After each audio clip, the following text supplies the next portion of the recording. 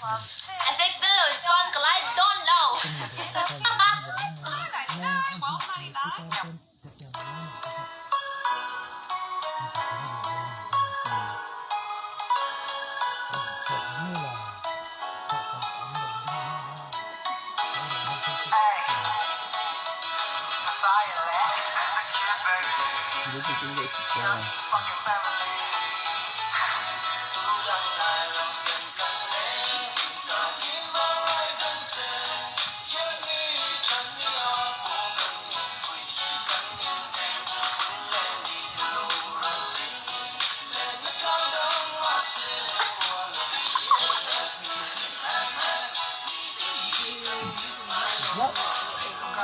Lal ma itu ngay ni.